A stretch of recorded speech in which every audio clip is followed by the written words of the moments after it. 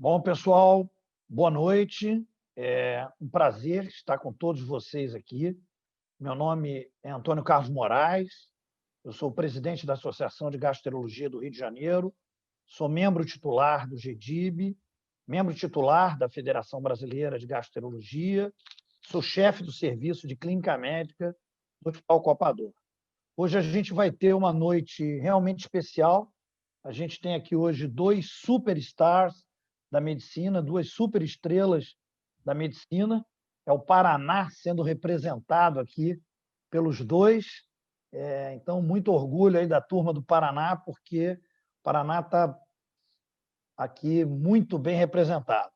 Nós vamos ter a honra de ter o Dr. Rodrigo Viana. Dr. Rodrigo Viana é diretor do Serviço de Transplante de Órgãos Sólidos e professor da Universidade de Miami, do Jackson Memorial Hospital, no Instituto de Transplante. Foi formado pela Universidade Federal do Paraná. Rodrigo, é uma honra ter você conosco, porque a gente precisa se orgulhar muito dos médicos que nós formamos aqui no Brasil. Eu não tenho dúvida nenhuma que a medicina brasileira é de muita qualidade e, quando nós estamos fora, a gente representa isso de uma forma muito clara. E a outra presença vai ser do Dr. Paulo Cotes, que é meu amigo pessoal, professor do programa de pós-graduação em Ciências da Saúde, da PUC do Rio de Janeiro, e com muito orgulho foi recentemente nomeado oficialmente membro do IOIBG, da International Organization of Inflammatory Bowel Disease. Eu diria que é um clube da alta elite da doença inflamatória intestinal. E, Paulo, para nós é um orgulho muito grande ver você nesse grupo, representando o Brasil. São dois brasileiros, você e o Flávio Steinwurz, de São Paulo, do Hospital Einstein. Então, é um orgulho muito grande ter vocês dois aqui. A dinâmica aqui, pessoal, hoje vai ser... o doutor Rodrigo vai fazer a sua palestra. A palestra do Rodrigo é sempre imperdível. E depois, em seguida, o doutor Paulo vai fazer alguns comentários e eu vou pedir a vocês que coloquem as perguntas no QA aqui, no Question and Answers, que vocês têm aqui na base, na barra de vocês, e nós vamos tentar aproveitar o máximo possível as perguntas. Eu sei que o doutor Rodrigo daqui a pouco tem transplante para fazer, mas ele está aqui, disponibilizou o tempo dele para que a gente esteja junto aqui, participando desse evento extremamente especial, porque o transplante de intestino, nós vamos ver aí, tem indicações múltiplas, mas ainda é uma coisa extremamente incipiente no Brasil. A gente sabe que o grupo da USP, do professor Carneiro, tem muito interesse nisso, mas o Brasil, de uma maneira geral, ainda é uma coisa muito incipiente, e a gente quer ouvir você, Rodrigo, falar a tua experiência, tu aí no Jackson Memorial, que eu sei que os seus resultados são tão bons, tão positivos, que a gente viu aí recentemente até uma reportagem no Estado de São Paulo, mostrando os teus lindos resultados aí. Rodrigo, eu não vou dizer the floor is yours, porque nós não estamos presentes fisicamente, mas o vídeo é teu. Então, uma boa palestra para você, e depois nós fazemos as perguntas aqui e o bate-papo o mais informal possível, já que a gente tem a vantagem hoje de falar em português e não precisar falar inglês. É com você, Rodrigo. Antônio Carlos, muito obrigado pelo convite, a Redditor. Prazer estar aqui com vocês. Paulo, bom te rever, né? A gente se vê por aí em aeroportos ou em congressos, mas é bom ver vocês aí, todo mundo que está assistindo hoje esse tema, que, como o Antônio Carlos falou, é um tema ainda quase que desconhecido até da maioria das especialidades, que foge, às vezes, do setor gastrointestinal ou da cirurgia digestiva, né? Ainda, mesmo aqui nos Estados Unidos, teve uma enquete alguns anos atrás, e 50% dos médicos não sabia da existência do transplante de intestino, que dirá dos resultados, né? E ainda tanto na parte cirúrgica, eu acho que ainda é um desafio. Às vezes os pacientes, eu vou mostrar aqui algumas fotos dos abdômenes que a gente acaba operando. Acho que não só ainda um desafio cirúrgico para todos nós, mas ainda é um desafio clínico, né? Porque o cuidado desse paciente depois acaba envolvendo muitas especialidades, muita coisa junto, né? A função de todos os órgãos, vai desde do intestino isolado até, às vezes, a gente transplanta 5, 6, até 8 órgãos já transplantamos. Então, eu espero que ao final, né, que vocês possam até As perguntas vão ser bacanas, acho que é interessante. Espero que dê para aproveitar alguma coisa dessa aula e que essas indicações, os resultados possam ser mostrados. Então, eu vou dar um share aqui na minha tela.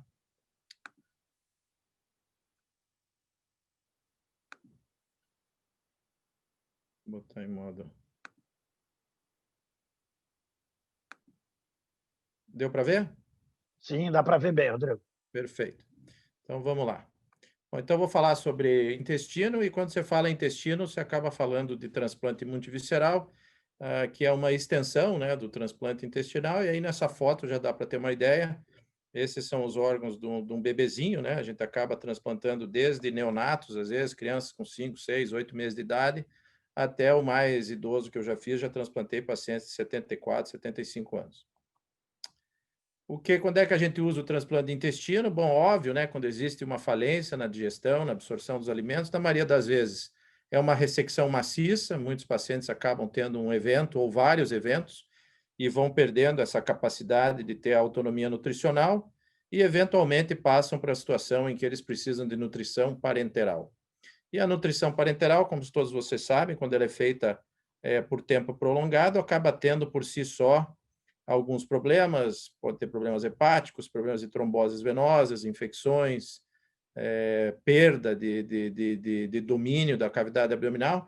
E o último, que eu acho que talvez seja uma das coisas importantes, é a qualidade de vida. Muitas vezes você vê pacientes que chegam aqui e, no papel, são pacientes que até estão equilibrados. Você vê, a função hepática está bem, o paciente está com nutrição parenteral, mas quando você vê o indivíduo na sua frente e ele fala que não come, que está nauseado, que para sair de casa tem que já fazer uma inspeção antes, ver se tem um banheiro próximo, não pode participar de nenhum evento, então você acaba vendo que essa parte, que é a parte da nutrição, da alimentação, que é tão importante na vida da gente, foi tirada desse indivíduo. Então, acho que é muito importante, acho que para mim, hoje, como os resultados melhoraram bastante, eu gosto muito de ver a qualidade de vida desse doente. Bom, entre as indicações, né, nas indicações do adulto, a doença vascular, quem não vê, né, toda semana quase no hospital, chegar um cidadão com dor abdominal e acaba tendo trombose mesentérica. Ainda, na grande maioria das instituições, essa ainda é um diagnóstico de abrir e fechar o doente, às vezes conversar com a família, que o paciente não vai sobreviver. Outras indicações dos adultos, a doença de Crohn, né, ou a doença inflamatória resistente ao tratamento, pacientes que progridem com fístulas, muitas vezes com intestino curto e às vezes com o intestino que, mesmo com as cirurgias, não é capaz de cicatrizar, né? Então, se torna muito difícil até para o cirurgião conseguir operar esses doentes. No trauma, eu já fiz transplantes até multiviscerais, né, em paciente que teve trauma e a gente acabou retirando os órgãos e botando em bypass até encontrar um multivisceral. Tumores, os mais comuns, o neuroendócrino, os tumores desmoides, a gente acaba usando essa cirurgia em diversas combinações diferentes. As desordens de motilidade, muitas vezes resistente ao tratamento, pseudoobstrução, esses pacientes têm uma qualidade de vida às vezes ruim, muitas vezes o paciente com intestino curto, você põe ele em nutrição parenteral e pelo menos ele tem algum conforto no sentido dos sintomas, apesar de ter deixado de se alimentar. Mas o doente da pseudoobstrução é um doente que pode ter uma qualidade de vida muito ruim, com distensão abdominal, gastrostomia, ileostomia, colectomia, e no final continua com a qualidade de vida ruim. Trombose portomesentérica foi uma indicação que nós acabamos introduzindo, né, alguns anos atrás. O paciente tem cirrose ou que tem um sangramento digestivo difícil controle e na investigação aparece com trombose da porta, da mesentérica, da esplênica e não tem um ramo venoso para que você faça o transplante de fígado, ou às vezes tem um sangramento, acaba na UTI, que mesmo para o gastroenterologista se torna muito difícil porque tem uma pressão venosa muito aumentada. Na criança, a enterocolite necrotizante, né, conhecida de todos, né, a gastrosquise, a atresia intestinal, o volvo de intestino, a ganglionase total, né, o Hirschsprung total, que é uma doença que quase não é passível de reabilitação, porque não existe movimentação no trato gastrointestinal, e a doença de inclusão microviral são as mais importantes. Aqui a nutrição, obviamente que a nutrição, a reabilitação intestinal é sempre o nosso primeiro, é sempre a nossa primeira arma, né? E a gente acaba melhorando a situação de 90% desses doentes. 10% deles acabam ficando em nutrição parenteral domiciliar ou tem outras indicações que não sejam apenas o intestino curto. Então, óbvio, esse é um time multidisciplinar, assim como é o tratamento de muitas doenças gastroenterológicas, a gente tem o gastroenterologista, o cirurgião, o nutricionista, e aí, óbvio, o manejo médico, a paciência é importante nesses doentes, às vezes, encontrar o momento certo de fazer a intervenção, fazer a intervenção quando ela é necessária e dar tempo para que exista adaptação intestinal. Normalmente, na criança, você pode aguardar até 2 anos, entre 2 e 3 anos é difícil que tenha alguma adaptação ainda, o intestino já está dilatado, você já está com o comprimento máximo. No adulto, esse tempo é menor, o adulto tem uma capacidade muito mais limitada de fazer uma adaptação intestinal. Obviamente, para resumir esse slide, você quer tirar o paciente da nutrição parenteral e devolver para ele a autonomia enteral. E, obviamente, existe sempre uma confusão, né? Todo mundo fala em reabilitação intestinal e acho que a gente tem que separar uma coisa que é nutrição parenteral domiciliar de reabilitação. Reabilitação é um processo, ou seja, o paciente está em reabilitação, ele tem esperança de sair da nutrição parenteral e você está fazendo progresso. Outra coisa é você falar, não tenho o que fazer, esse paciente está em nutrição parenteral domiciliar. Eu sempre brinco com meus colegas aqui, é como se você tivesse um paciente viciado em alguma droga e falasse, ó, você vai passar um tempo na clínica e quando você sair, você pode usar a droga 3 vezes por semana. Então, não é isso, você tem que tirar o doente da nutrição parenteral, porque senão virou uma doença crônica, na verdade. Aqui alguns exemplos, né? Na pediatria, esses são pacientes que chegam para a gente, são frequentes, né? Os pacientes emagrecidos. Na criança, às vezes, a falta da nutrição, mesmo com a intervenção da nutrição parenteral, leva a danos cognitivos na idade, na adolescência, na idade adulta. São crianças que não têm um aprendizado igual aos pacientes que têm alimentação enteral. Obviamente, a gente está falando de 10.000 nutrientes e oligoelementos na nutrição do dia a dia que você não consegue repor 100% com a nutrição parenteral. E aqui a recuperação depois, com o nosso time aí multidisciplinar, devolvendo a nutrição e a autonomia em 90% desses pacientes. A cirurgia que pode ser usada, né? Todo mundo acho que é familiar com isso. A gente pode alongar o intestino, aqui o procedimento de STEP, que surgiu em Boston. Vocês podem ver aqui na foto inferior, você pega uma alça dilatada, faz como se fosse um serrilhado aqui com staplers e transforma essa alça numa alça mais fina e mais comprida. Então, você aumenta o trânsito gastrointestinal. Aqui, os procedimentos que a gente faz aqui, tanto no adulto como na criança. Então, vocês podem imaginar que essa alça aqui era uma baita alça dilatada e acaba sendo uma alça que aumenta o trânsito, né? Então, aumenta a capacidade de absorção intestinal. Obviamente que o indivíduo que tem 5, 10, 15 centímetros de intestino já é complicado, porque transformar 15 em 20 ou transformar 10 em 20 não faz muita diferença. Eu acho que a grande utilidade desse tipo de cirurgia é quando o paciente está quase saindo da nutrição parenteral ou você precisa daquele comprimento adicional e que você não tem. Então, você consegue tirar esses pacientes que estão nesse gray zone aí no final, fazendo esse tipo de procedimento. Aqui outros exemplos, a gente faz tanto em adultos como crianças. Essa cirurgia começou com indicação apenas em crianças, e aqui a gente começou a fazer em alguns outros centros dos Estados Unidos, a gente começou a fazer essas cirurgias também em adultos. Então, aqui vocês têm alguns exemplos, por exemplo, aqui é um paciente adulto, né, com uma alça única, em que a gente consegue, então, fazer o alongamento do intestino. Aqui o procedimento inicial, antes do STEP, que era o procedimento de Bianchi, 1980, ele talvez seja o que tenha mais sucesso ainda nessa cirurgia. Basicamente, você divide os folhetos do intestino em 2 lados, preserva a arcada vascular e faz 2 tubos circulares, né? Pega aqui as 2 metades, fecha os 2 tubos circulares e põe eles em contiguidade, basicamente dobrando o comprimento do intestino. Esse, para vocês terem uma ideia, garanto que deve ter muita gente que lida com doença de Crohn. Essa é uma paciente com doença de Crohn que chegou aqui. Então, é uma paciente nova, uma paciente de 20 anos, afro-americana, que tinha passado por todos os tratamentos que vocês podem imaginar, e chegou nesse momento aqui, que essa cirurgia que eu fiz nela, ela tinha mais de 20 fístulas, né? Então, o intestino completamente inflamado, sem nenhuma condição cirúrgica. Então, o que eu fiz aqui foi tirar o intestino dela e imediatamente fazer a limpeza da cavidade abdominal e listá-la para transplante. Então, aqui é depois de retirado o intestino e esperar 2 ou 3 meses para ela cicatrize, não tem infecções, retira ela de todos os medicamentos imunossupressores que ela está, e aí você pode fazer um transplante de intestino isolado, que é uma vantagem quando você chega numa condição dessa aqui num paciente jovem, né? E aqui nos Estados Unidos, ainda esses pacientes acabam vivendo, né? Na maioria dos lugares do mundo, o paciente nem chega nesse estado aqui, porque ele já morre de sepsis antes. Então, o tempo da indicação é muito importante. Aqui, outro paciente de Crohn também, em que nesse aqui, a gente conseguiu restabelecer o trato gastrointestinal, mas mesmo assim, com recorrência, eu acabei transplantando essa paciente, todos esses pacientes têm 20, 30 procedimentos cirúrgicos já, antes de chegar, vocês que lidam com cirurgia, aí o Paulo já sabe como é que é, esses abdômenes aqui são impossíveis de você entrar aqui sem acabar, às vezes, retirando o intestino.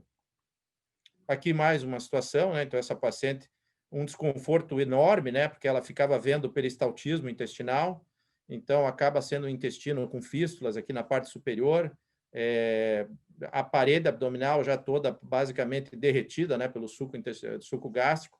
Então, são pacientes que têm uma qualidade de vida muito ruim, apesar de ter passado por todos os tratamentos aí, alguns pacientes são resistentes ao tratamento. Aqui um caso que eu sempre mostro nas minhas apresentações, e até é um motivo de orgulho para nós. É um menino que veio da Venezuela, foi recusado no mundo inteiro o tratamento desse menino. Então, um menino de 3 anos, vocês podem olhar, parece que saiu de um campo de concentração, né? A história desse menino, ele teve um apendicite na Venezuela, da apendicite ele evoluiu para fístulas.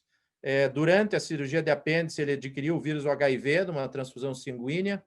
E aí ele ficou com AIDS, né? Porque não conseguia absorver os medicamentos. Então, ele não tinha como fazer o transplante, porque tem AIDS, e chegou nessa situação com esse abdômen assim. Eu fui louco o suficiente de aceitá-lo aqui em Miami, né? E ele veio para uma organização, aí algumas pessoas se juntaram para trazer ele para cá, e eu tentei, na verdade, ver se eu conseguia salvar esse menino sem transplante. Então, realmente foi uma batalha nossa aqui de 6 meses. Eu operei várias vezes, finalmente consegui reconstruir o trato gastrointestinal dele, acabei usando uma tela para reconstruir o defeito no abdômen. Aí, depois disso, a gente conseguiu, né? Eu não, nós somos um time, conseguimos tratá-lo da AIDS, né? Baixar a carga viral, ou seja, ele se tornou HIV negativo com o tempo. Fiz uma última cirurgia nele, onde eu consegui, no final, fechar essa cavidade abdominal. Vocês podem ver que ele já está muito mais bem nutrido aqui. É um menino que praticamente chegou na nossa mão morto, né, com aquela situação daquele abdômen aberto. E motivo de orgulho para nós, esse menino, um ano depois, que chegou aqui em Miami, indo para a escola, sem nutrição parenteral, com nutrição enteral, e aqui ele agora, 2 anos e meio depois, menino que tem uma vida completamente normal, feliz, comendo, sem ostomia, sem defeito da parede abdominal. Então, é um dos motivos que a gente se orgulha do nosso programa e de lutar por esses doentes que têm essas doenças graves do abdômen, né? Bom, passando da reabilitação, sobram aí 10% desses pacientes que a gente não consegue, apesar de fazer todas essas peripécias cirúrgicas e nutricionais, sobram esses pacientes porque, por vários motivos, a gente não consegue reabilitar. E aí, hoje, a técnica cirúrgica, felizmente, nos dá a chance de fazer qualquer combinação que você precisar. Desde o estômago combinado com o pâncreas e o intestino, o multivisceral modificado, que a gente preserva o fígado e substitui todo o trato gastrointestinal. Então, a gente tem todas as opções a nosso favor para dar para esse paciente o que ele precisa. Infelizmente ou felizmente, eu aqui nos Estados Unidos, a gente tem a maior experiência aqui, na América do Norte ainda acontece a maioria dos transplantes. Eu, na minha carreira pessoal, hoje devem ter em torno de 2.500, 2.800 transplantes de intestino. Eu estava olhando esses dias, eu fiz mais de 400 transplantes de intestino. Então, é um número grande comparado à experiência mundial. Na Europa, obviamente, existem alguns centros, a Europa ainda é mais tradicional em relação à nutrição parenteral, mas acaba também perdendo muitos pacientes que ficam com esses problemas crônicos, né? É interessante que o paciente que acaba falhando a reabilitação intestinal e chega muito tarde no transplante, já sem vaso, a gente vê paciente que chega com uma veia periférica, só recebendo nutrição parenteral. Bom, aí é muito tarde, né? Ou ele chega já sem condição nenhuma. Bom, aí ele morreu na fila do transplante. Não, ele não morreu na fila do transplante. Ele morreu porque ele chegou muito tarde, ele já tinha que ter sido mandado. Aí a mortalidade passa para nós. Ou você compara, aqui nos Estados Unidos a gente fala apples with oranges, né? Você não pode pegar um paciente que já não tem condição de fazer mais nada e querer 90% de sobrevida de uma cirurgia quando o cara não tem nem mais acesso, é contaminado com bactérias resistentes. Eu acho que eu acho que é o grande desafio. Eu venho tentando mudar esse paradigma nos últimos 15 anos, né? Que as coisas são complementares, não é uma ou outra, né? E acho que é por isso, devido à complexidade desses procedimentos e o custo, que ainda existe esse gap, mas eu espero que a gente ainda consiga desenvolver esse tipo de cirurgia, que, como eu mostrei para vocês naquele menino, aquilo ali é um resgate da cavidade abdominal, não é porque ele precisa do transplante ou não. É como se você levasse o seu carro e tivesse com tanta peça quebrada que o mecânico falasse, não, tem que trocar o motor, né? E para trocar o motor tem várias indicações. Como eu disse, aqui a gente pode fazer qualquer tipo de enxerto, né? Desde o intestino isolado, fígado, pâncreas, intestino, fígado, pâncreas, intestino, estômago, e podemos preservar o fígado no que se chama de multivisceral modificado, e a esses órgãos a gente pode adicionar, às vezes a gente adiciona o rim, a gente adiciona o colo, então qualquer combinação de transplante é possível hoje em dia. E aqui, as modalidades mais frequentes, o intestino isolado à esquerda, a gente pode fazer a conexão sistêmica na cava ou na aorta, pode fazer, se o doente tiver a artéria mesentérica, a veia mesentérica, a gente faz também. Uma vez me perguntaram, pô, mas se você fizer essa derivação sistêmica, o doente não fica com encefalopatia, né? Porque todo mundo lembra das anastomose portocova, né? Que eles chamavam, que o doente ficava com encefalopatia. Não, ele não fica, porque o fígado não é cirrótico. Então, numa segunda passagem, o fígado faz o clearance da amônia. Então, o doente fica normal, sem nenhum fator de risco aumentado. E aqui o multivisceral modificado, né? Vocês veem o fígado aqui do doente ainda está preservado, e a gente faz a substituição do trato gastrointestinal. Hoje em dia, o transplante do colo em todos os doentes, e aqui o multivisceral total. Aqui só uma foto, né? Esse é um paciente com doença de motilidade, então é um doente que tem pseudoobstrução, onde desde o estômago até o colo não tem motilidade. A gente preserva o fígado e faz o transplante, então, do trato gastrointestinal. No multivisceral, obviamente, quando o paciente tem cirrose, tem fibrose, retransplantes, abdômenes congelados, tumores, tromboses. Então, eu sempre acho que uma das coisas que a gente tem que aprender, eu acho que o multivisceral, na verdade, é um resgate da cavidade abdominal. Eu já fiz essa cirurgia, por exemplo, com pessoas com pancreatite necrotizante. Todos vocês já viram, o cara fica indo e voltando, indo e voltando. De repente, ele tem uma situação que ele está com aquela cavidade aberta.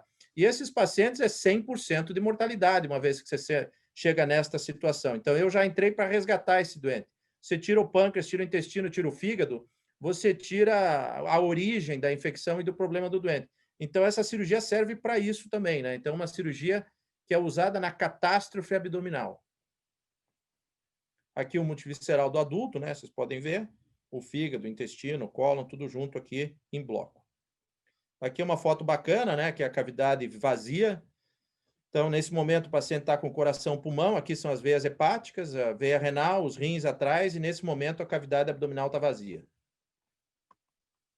E aqui, como a gente faz o inflow, né? Aqui tem um enxerto de aorta do doador, aqui a aorta do receptor, a gente põe 2 enxertos, aqui a artéria mesentérica, o tronco celíaco, e aí faz toda a vascularização desse graft e sai o inflow no coração, vem pelas veias hepáticas, como se fosse um transplante de fígado. Aqui uma vista aérea, né, superior, interessante, isso é uma criança.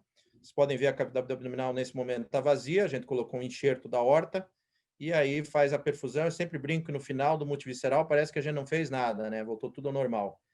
Você acaba perfundindo, a perfusão é muito bonita normalmente, e você acaba resgatando esse tipo de paciente.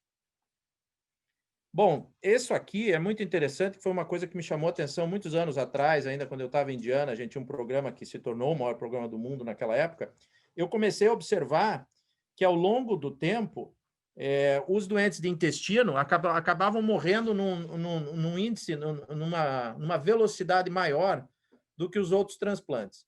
É interessante falar para todo mundo que se vocês pegarem e perguntarem, vocês perguntarem assim, qual que é a sobrevida de um transplante de rim, do enxerto de rim em 10 anos? Todo mundo tem a ideia de que é 80%, não, é 40% também. Os pacientes fazem rejeição crônica. Então, todos os órgãos, todos os transplantes evoluem no final com pelo menos 50% das vezes, com rejeição crônica. E isso, obviamente, ocorre 10 a 15 anos depois.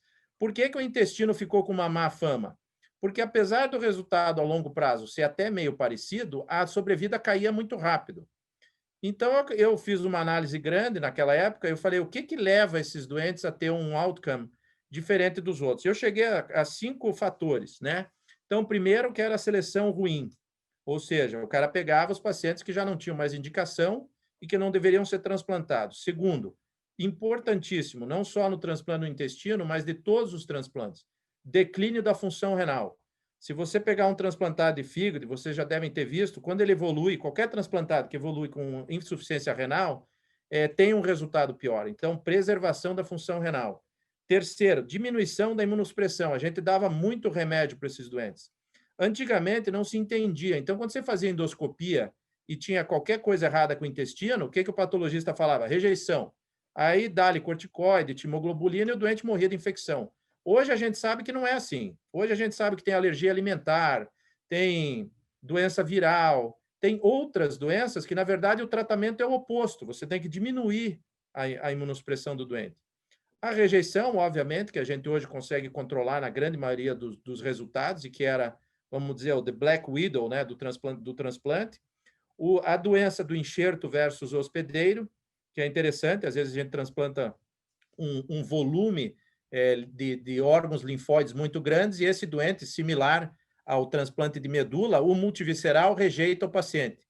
Então, a grande vantagem, eu acho, do multivisceral é que na medula você vê exatamente a disfunção do fígado, do intestino, o doente faz diarreia, faz disfunção hepática, e no nosso caso, como são esses os órgãos que causam a doença do enxerto versus hospedeiro, você vê uma doença na pele, e nesse momento é que você tem que controlá-la, e se ela for para a medula, aí, infelizmente, são poucos os doentes que sobrevivem, e só sobrevivem aqueles em que o doador daí toma conta da medula do receptor. E o PTLD, que é a doença do enxerto, da linfoproliferativa pós-transplante, que é uma doença normalmente causada e que a gente hoje vê, graças a Deus, pouquíssimo, que é causada pelo uso excessivo da imunossupressão. Então, eu comecei a usar algumas coisas, comecei a falar, a gente tem que mudar esse cenário, né? Então, vamos atacar cada um desses fatores. E como a gente fez isso? Bom, primeiro que se vocês olharem, a sobrevida já era bacana quando você olhava que a função renal do doente estava preservada. E você pode ver isso muito precocemente. Às vezes, com 30 dias, você já consegue dizer se o doente vai ficar bem ou não. Em um ano, vocês podem ver que intestino isolado, a sobrevida é 90%, 85%, se você tiver a preservação da função renal. E como é que a gente resolve isso? Então, bom, primeiro eu comecei a transplantar o cólon em todo mundo, para reabsorver mais água e para o doente ficar menos desidratado. Chegamos a fazer até, inclusive, depois tem uma foto aí, do primeiro transplante do cólon inteiro, até o sigmoide. A gente trouxe a artéria e a veia mesentérica inferiores e fizemos uma anastomose separada. Depois, reduzimos o Prograf, né, que é o remédio que a gente usa no transplante, e que é nefrotóxico, e substituímos ele pelo everolimus, que é um remédio que é menos nefrotóxico, e o balanço dessas duas drogas melhora a função renal. Então, isso melhorou, assim, mudou do dia para a noite a situação da disfunção renal dos doentes. Aqui, só brincando, que eu passei no guardanapo, né? Estava com o Thiago, esse slide é dele, inclusive, que eu, na mesa do café, desenhei para ele como é que a gente ia fazer o primeiro transplante do cólon. Traz a artéria, nós vamos fazer a anastomose na porta. Então, brincando que às vezes essas cirurgias saem de uma conversa de cafeteria, né?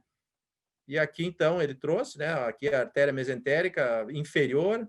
Então, a gente fez um transplante completo do colo, esse era um paciente que só tinha o reto, e a gente daí anastomosa de maneira primária, o colo sigmoide lá embaixo no reto. Então, esse doente não só tem todo o intestino delgado, mas como tem todo o sigmoide antes e depois. Aqui vocês podem ver uma perfusão bacana, depois que a gente anastomosa a artéria e a veia mesentérica inferiores. Aqui o nosso trabalho com everolimus, né?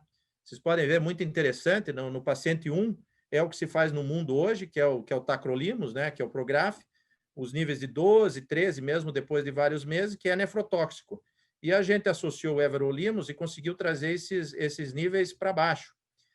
Outra droga interessante para vocês que mexem com doença inflamatória é que hoje a nossa indução é feita com timoglobulina e vedolizumab, né, que é uma droga restrita, até foi uma conversa que eu e o Paulo tivemos no avião uma vez, acho que faz alguns anos, né, Paulo?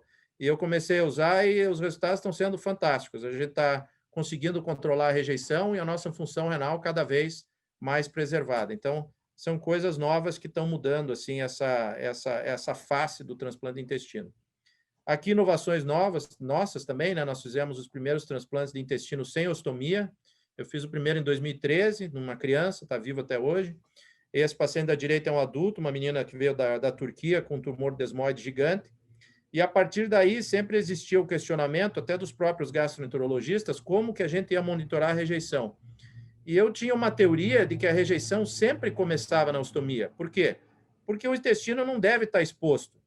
Quando o intestino está exposto, você gera uma reação inflamatória, que é constante.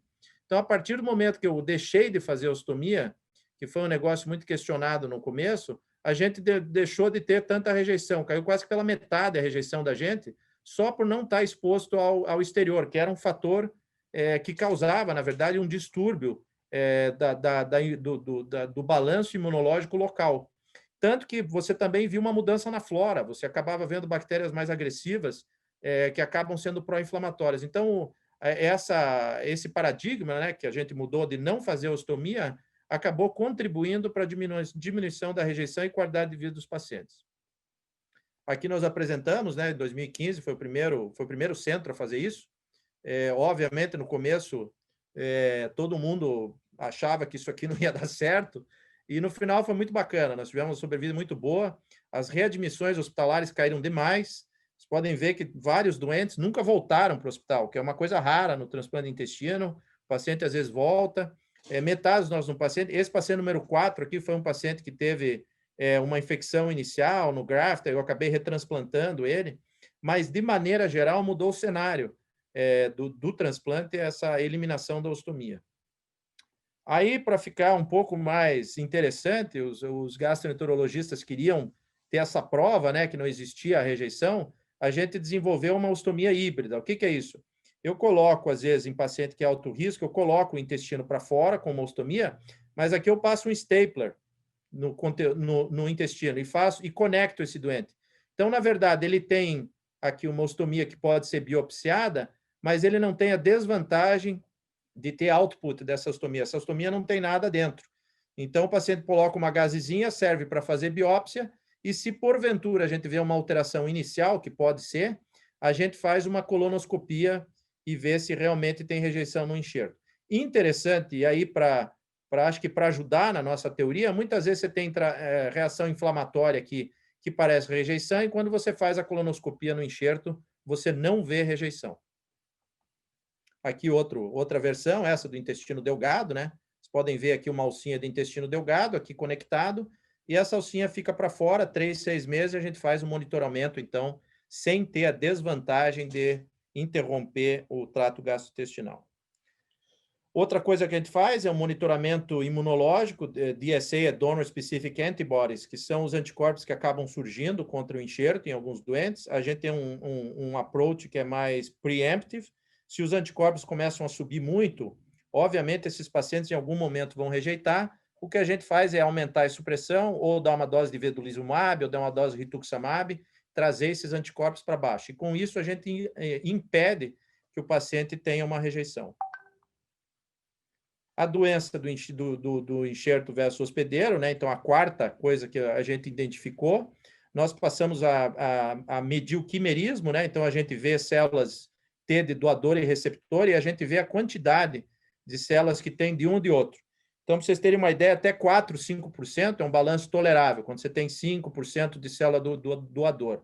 Acima de 10%, você já tem que começar a prestar atenção. O que a gente notou é que acima de 20%, quando tem 20% de células do doador, quase que sempre esse doente vai apresentar alguma manifestação de doença do enxerto versus hospedeiros. E aí a gente trata a doença enquanto ela está na pele, ou com aumento da imunossupressão, a gente desenvolveu outras terapias combinadas com a dermo, fez a fotoferese, né, para eliminar os linfócitos da pele. Então, são approaches assim, que evitam que essa doença progrida para medula óssea. Aqui um caso, né, vocês verem aqui o paciente com doença apenas na pele. Aqui uma inovação aqui que surgiu aqui em Miami, super interessante. Isso aqui não é um enxerto só de pele. Isso aqui é um transplante da parede inteira. Então, são pacientes que não têm parede abdominal, vocês já devem ter visto no Crohn, nos pacientes com trauma, múltiplas cirurgias. A gente retira a parede inteira com os vasos epigástricos, vai até aqui no vaso femoral, tira um pedaço, vem junto com o enxerto, ou até de doadores diferentes. Às vezes a gente faz o transplante, 2, 3 dias depois vai lá e tira a parede de outro. E aí transplanta a parede para cobrir esse defeito da cavidade abdominal. Então, uma coisa bacana, porque melhora muito a qualidade de vida do doente e evita a exposição das vísceras. E aqui vocês podem ver o real time, né? Essa é uma parede que eu tirei e depois eu transplantei nesse cidadão aqui que não tinha nada aqui de... O que a gente tenta fazer, eu até brinco, né? A gente tenta achar um cara da mesma cor, do mesmo, não põe uma parede de homem numa mulher, porque daí cresce pelo, entendeu? Então, tem que ter cuidado com essas coisas, às vezes pegar um outro doador num outro dia. Mas esteticamente é um transplante bacana. Vocês podem imaginar que esse cara aqui ia ficar com essa cavidade abdominal exposta, e cavidade abdominal exposta em transplante multivisceral intestino é sinônimo de morte. O cara acaba fazendo fístula e acaba morrendo por complicação. Então, é importante cobrir a cavidade abdominal. Essa é uma menina que veio de Boston, qualidade de vida terrível, a menina de 17 anos. Para você ter uma ideia, a gente tinha que dar anestesia geral para trocar o curativo dela, já com uma fístula de bexiga, as alças todas grudadas na aorta.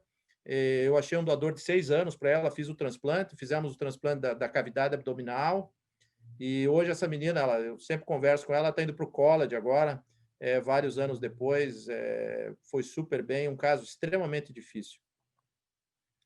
Aqui as indicações não tradicionais, né? Muitas delas a gente acabou desenvolvendo, essa foi uma das principais, que é o transplante na trombose mesentérica difusa. Esse foi o primeiro paciente que a gente fez, um menino de 25 anos, que não tinha cirrose, mas que estava sangrando na UTI.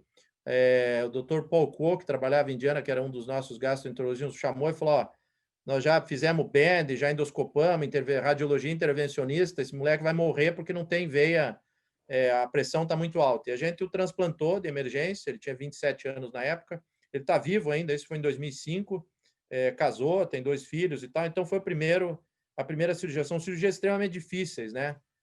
Por causa do número de varizes. Outra coisa é a nossa parceria com a radiologia intervencionista. Então, hoje, quando um paciente é mandado para a gente para fazer multivisceral, a gente tenta sempre recanalizar, como se fosse um TIPS, né?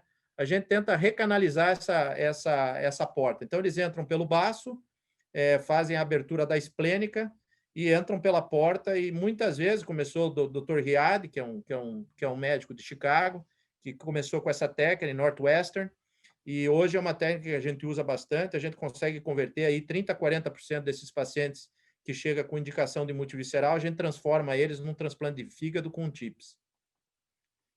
Aqui, para vocês terem uma ideia, são cirurgias super difíceis, né? Isso aqui é a vesícula do paciente, vesícula biliar. Então, esse é o tipo de cavidade, varizes, você tem que entrar pelo reto peritônio, então esses doentes sangram bastante, mas é possível fazer essa cirurgia, só complicado, às vezes, pelo número de varizes. Tem que ter uma boa equipe de anestesia, um bom banco de sangue, não é em qualquer lugar que você pode fazer esse tipo de cirurgia. Nos tumores, né, o neuroendócrino talvez seja o mais famoso, todo mundo lembra do Steve Jobs morrendo de tumor neuroendócrino, ele recebeu um transplante de fígado quando tinha um tumor de pâncreas, e 3, 4 meses depois ele morreu de recidiva. Eu, na época, até era teimoso, guri, tentei ligar lá na Apple e o máximo que eu consegui falar foi com a irmã dele, né? E eu já tinha feito uns 5 desses transplantes, e obviamente que o pessoal de Stanford falou que era uma loucura fazer um transplante multivisceral. Então, são pacientes que têm metástases difusas, muitas vezes o fígado inteiro tomado, todo mundo já viu esse tipo de paciente, né? Tumor de pâncreas, pelo abdômen. Chega uma hora em que não existe mais essa situação de, vamos tratar, vamos dar químio. Infelizmente, esses doentes, eles vivem bastante e aí, num período curto de tempo, eles morrem, às vezes com insuficiência hepática ou com doença disseminada. Aqui o órgão retirado, né? Então o fígado bastante comprometido. Esse é um doente que chegou na emergência com falência hepática. Está bem ainda, teve uma metástase óssea, mas está bem controlado 10 anos depois. Uma coisa que nos ajudou foi o Gallium-68, né, que consegue ver esse tipo de metástase. Antigamente a gente não conseguia, provavelmente transplantamos 2 ou 3 doentes que não deveríamos ter transplantado. Aqui a diferença, né? Então, são por exemplo, esse doente já com doença periaórtica, no tórax, então são doentes que não se beneficiam nesse momento do transplante multivisceral. Óbvio que com a melhoria e com as drogas imunobiológicas da onco, eu não vejo que isso vai ser por muito tempo. Eu acho que nós vamos conseguir resgatar esses doentes e depois tratá-los com drogas biológicas para evitar a disseminação da doença. Naquele momento, ou seja, nesse momento, esse doente não tem tumor, porque são doenças localizadas. Então, essa é a única cirurgia que consegue remover o tumor, os linfonodos, o tronco celíaco. Então, o transplante de fígado muitas vezes não consegue alcançar esse nível de limpeza, vamos dizer, chamando assim, dos linfonodos intraabdominais. Talvez seja a cirurgia oncológica mais efetiva. Aqui um caso de tumor desmoide, vocês podem ver, um caso do menino brasileiro, inclusive, foi operado em São Paulo, muito bem operado, foi assim que eu acabei conhecendo o Paulo Hoff, né, alguns anos atrás. Ele me ligou, falou desse caso, falou que era praticamente inoperável, que para operar, olha a mão do cirurgião, basicamente está todo o trato gastrointestinal do menino está na mão do cirurgião. Ele foi muito bem operado em São Paulo, mas ficou sem nada no abdômen, né? E aí ele chegou aqui nos Estados Unidos só com fígado, vocês podem ver o estômagozinho aqui, só um pedacinho e nada de um pedaço de pâncreas aqui. Quer dizer, uma situação incompatível com a vida.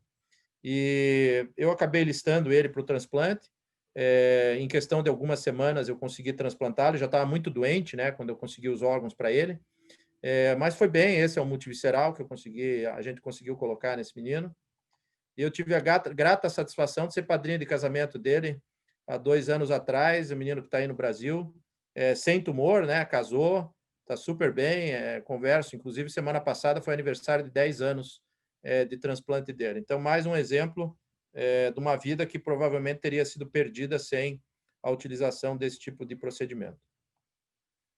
Aqui um menino que veio de Israel, também super interessante, um tumor, um neoplasma intraductal, que basicamente, que se torna maligno na maioria das vezes, só que ele tinha um fator complicante, que era uma degeneração cavernomatosa da veia porta. Então, esse menino já não conseguia mais comer, se alimentar, foi para vários centros de oncologia na Europa e nos Estados Unidos, e não sei por que acabou aqui em Miami, acho que ele escutou alguma coisa sobre autotransplante e a família veio para cá. Para vocês terem uma ideia, vou mostrar para vocês aqui a tomografia dele. Deem uma olhada no hilo hepático e na gravidade do tamanho do tumor envolvendo todo o hilo inoperável, né? Todas as artérias comprometidas, sem veia porta, um tumor invadindo o duto biliar. Então, basicamente, até aqui embaixo na aorta, então um tumor que pegava toda a vascularização do abdômen. Mas como era um tumor que ainda tinha um potencial de ser ressecado sem doença sistêmica, o que eu propus para a família foi um autotransplante. O que é o autotransplante? Você retira os órgãos do abdômen, faz a cirurgia fora e devolve o que sobrou. Então, é a cirurgia que a gente chama ultracomplexa, né? Então, é um mix da nossa cirurgia de transplante com a cirurgia oncológica. E, obviamente, eu falei para a família que se isso não funcionasse, a grande vantagem de ter um centro de transplante multivisceral é que você ainda tem mais um step. Então, você pode ser agressivo tentando resolver esses problemas, porque se não der certo, você ainda pode resgatar esses doentes com transplante. Então, aqui, né, a gente tirando os órgãos dele, aqui eu estou deixando o fígado, basicamente estou retirando todos os órgãos do abdômen. Aqui uma foto aérea, ele só com o fígado nesse momento. A gente fez a cirurgia aqui, tirando o sangue, né, dos órgãos. A gente fez a cirurgia, fez a retirada do tumor fora, né, o órgão no gelo. E aqui já preparando a artéria mesentérica, a veia mesentérica, para devolver, então, os órgãos para esse rapaz. Aqui a anastomose na cava com a mesentérica. Aqui a anastomose da artéria mesentérica com a artéria mesentérica. E aqui o resultado final. Então, esse menino foi para Israel, está vivo, recuperou peso, né, porque essa massa estava comprimindo o estômago. E certamente esse menino teria morrido sem essa cirurgia pela degeneração cavernomatosa e pela agressividade do tumor que teria se tornado maligno, né? Grande vantagem disso, não toma imunossupressão, porque na verdade a gente fez um transplante com os próprios órgãos dele. É uma cirurgia trabalhosa, de risco, mas é possível com a união da técnica do transplante com oncologia. E aqui um step further, né, que seria o transplante multivisceral, o autotransplante do multivisceral, onde a gente retira todos os órgãos do abdômen. Então, basicamente, você desmonta o paciente e monta de novo, né? Um quebra-cabeça. Então, eu sou um paciente com leiomiosarcoma, que fez quimioterapia, radioterapia. O professor Keito ainda, que foi a cabeça que bolou essa cirurgia na época. Paciente que recebeu, vocês podem ver numa localização muito ruim, né? Pegando todos os vasos que nutrem, né, as vísceras. Basicamente, a cirurgia foi de retirar tudo, né? A gente teria que retirar a aorta, a cava, porque senão esse tumor não sai. E isso que foi feito, né? Então, aqui só um esquema, a reposição da aorta com o PTFE, a reposição do tronco cilíaco, a reposição da cava, a reconstituição do tronco cilíaco, das artérias renais. Aqui uma foto da cirurgia, né? Então, o paciente já sem nada no abdômen, com a aorta reposicionada, com um enxerto também. Aqui, como não é um transplante, a gente usa o Dacron ou PTFE. Aqui o tumor sendo retirado no backtable. E aqui, então, a reperfusão, né? Vocês podem ver toda a anatomia normal reconstruída, tronco celíaco, artéria mesentérica, a aorta aqui atrás, a cava. Então, esse é um paciente que se recuperou bem, ficou sem o tumor e não precisou da imunossupressão. São cirurgias longas, né? Vocês podem imaginar que demora para tirar, fazer a ressecção, colocar tudo de novo, mas vale a pena porque é uma cirurgia que é life-saving. E aqui, né? Então, depois, vocês viram aquele gráfico que eu mostrei para vocês da sobrevida do transplante de intestino, com todas essas medidas que a gente tomou, e obviamente que Miami talvez tenha uma situação um pouco diferente do resto do mundo até, mas esse é o nosso resultado no transplante de intestino isolado. Nós estamos aí com 5, 6 anos já de uma sobrevida acima de 90%. Eu brinco e dou risada até falando que o transplante de intestino ficou melhor que o fígado, né? Que chega a ser até uma vergonha, mas é verdade. Então, a gente chegou num estágio em que a gente consegue oferecer esse transplante, porque, na verdade, ele traz uma vantagem. Antigamente, quando você tinha 30 ou 40, ou se você faz 10 e tem uma sobrevida muito ruim, existe uma resistência, obviamente, do médico te mandar o paciente, porque ele sabe que a sobrevida vai ser ruim. Mas quando você atinge um nível em que você vai trazer uma vantagem para esse doente, eu acho que ela vale a pena. E mesmo fugindo do intestino curto, lembrem dessa cirurgia como uma cirurgia de resgate da catástrofe abdominal. Esses doentes que eu mostrei para vocês estão nessa curva. Então, são doentes gravíssimos, né? Que poderiam, certamente, você está falando em doentes que estariam mortos. Aqui eu botei, até por interesse da plateia, né? Eu acabei olhando essa semana se nós tínhamos feito transplantes para doença inflamatória intestinal. E vocês viram o tipo de paciente que chega para a gente, né? Então, são pacientes que já passou por tudo que vocês possam imaginar e mais um pouco. E eu acabei olhando desses 9 pacientes, inclusive aquela menina que eu mostrei, depois a outra com as fístulas, nós ainda estamos aí com o quê? 8 anos. 8 pacientes desses estão vivos da doença inflamatória intestinal e a única paciente que morreu 5 anos depois morreu de um AVC. Quer dizer, sem estar ligado ao problema, morreu com o trato gastrointestinal funcionante. Então, nesse caso do IBD, mesmo que vindo nessas condições, a gente acaba usando e manejando. Eu vejo um futuro de um manejo, vamos dizer assim, combinado, né? De você monitorar esse enxerto agora para a doença de Crohn, utilizar drogas parecidas e trazer mais um step para a doença de Crohn, que é, ok, chegou no momento em que você está tomando até mais remédio que você estaria. Esses pacientes estão tomando um remédio só, né? Estão tomando Prograf em baixa dose. Então, chega um momento que acho que você já não tem o intestino, tem a doença de Crohn e está tomando um monte de remédio. Eu acho que nesse momento você tem que talvez discutir com o paciente o que ele quer. No final, o paciente decide, né? Mas talvez mostrar para ele que agora tem 2 caminhos, né? Se ele quer tentar a cura ou não. Né? Então, acho que é interessante esse conceito. Pior das hipóteses, você retira o intestino transplantado e ele volta para a nutrição parenteral, ou nutrição parenteral, que é o que ele estava de qualquer maneira. Então, eu acho que é mais uma coisa interessante para se pensar, que acho que vai ser o futuro, com certeza. Aqui, jogando multivisceral junto, né? Então, agora nós estamos falando do ultra complicado, é uma curva bastante estável, a gente conseguiu parar aquela mortalidade, e, obviamente, que não dá para parar completamente, né? Mas você comparar isso com outras terapias ou com a gravidade desses doentes, você ainda conseguiu oferecer 80% de sobrevida desses pacientes em 5, 6 anos. Eu acho que é uma terapia que deve ser utilizada, não é uma coisa experimental, tem o seu lugar na medicina, tem o seu lugar na cirurgia, né? O que a gente tem que fazer é treinar a próxima geração para que isso possa fazer parte do armamentário de todos nós, né? Não só no país e não só em Miami. E aqui, comparando, para terminar, já passei, desculpa, passei do meu horário, mas é que o assunto a gente acaba conversando, né?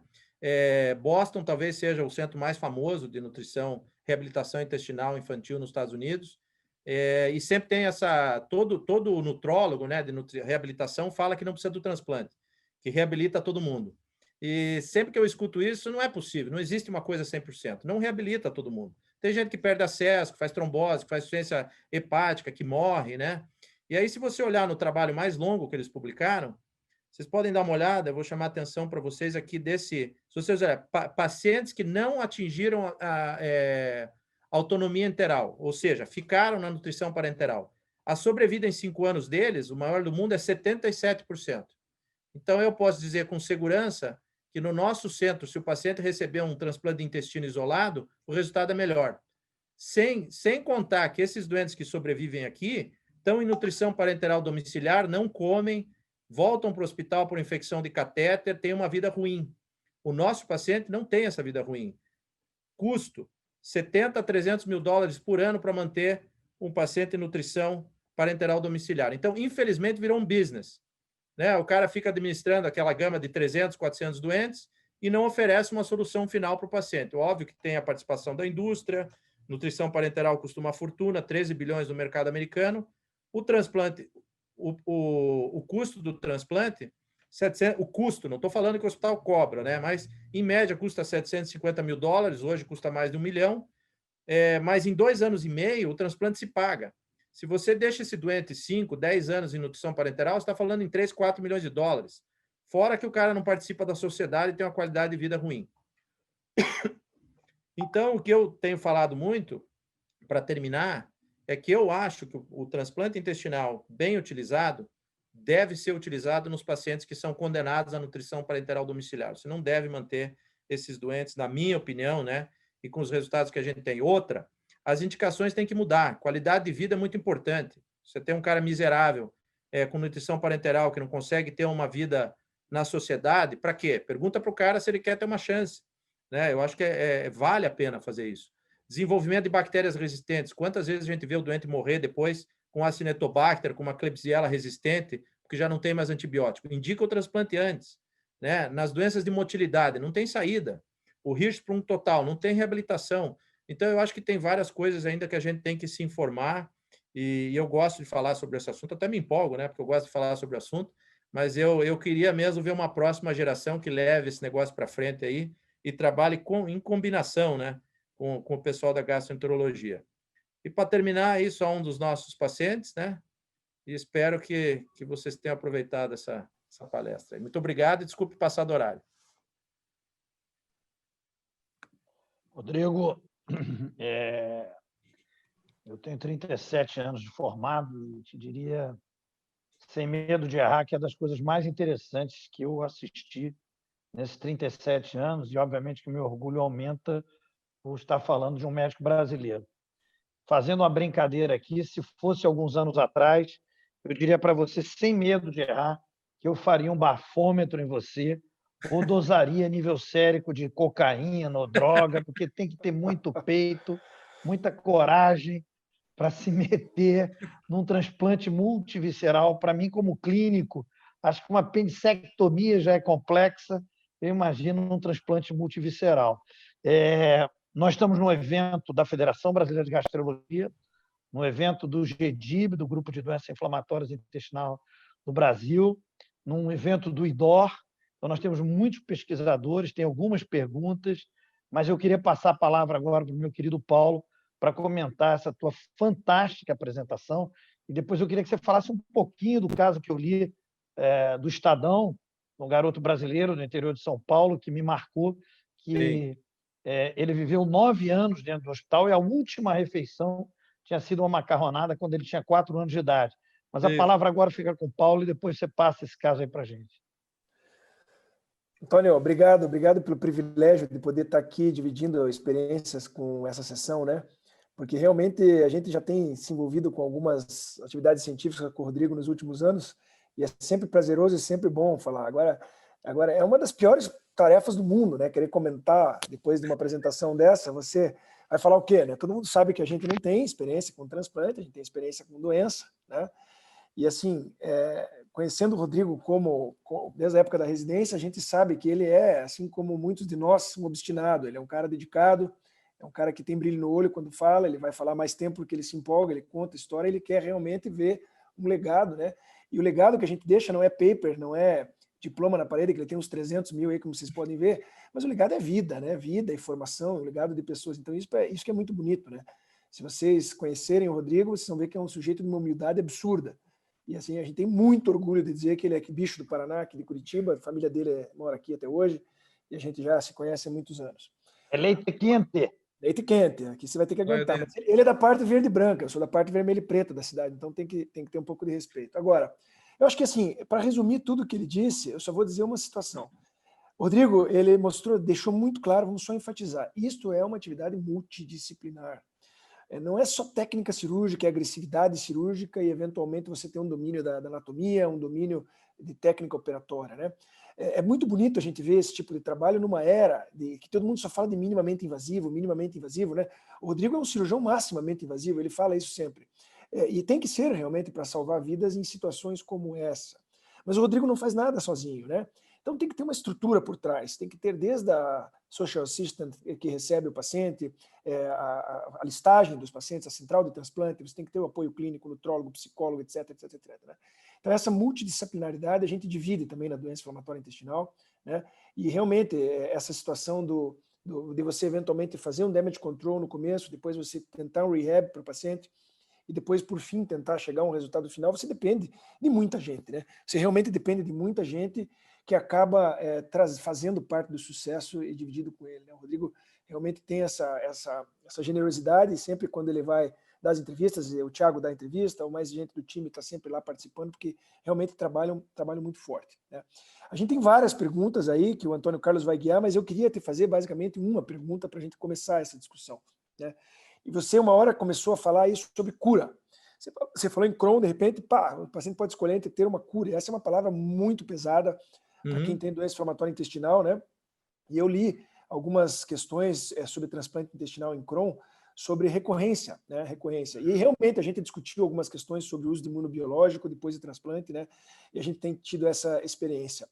Quando você tem um biológico seletivo para o intestino, que não tem uma imunossupressão sistêmica como o vedolizumab, né, a gente pode ver que conceitualmente tem todo sentido você fazer a aplicação de vedolizumab nos pacientes com Crohn após o transplante.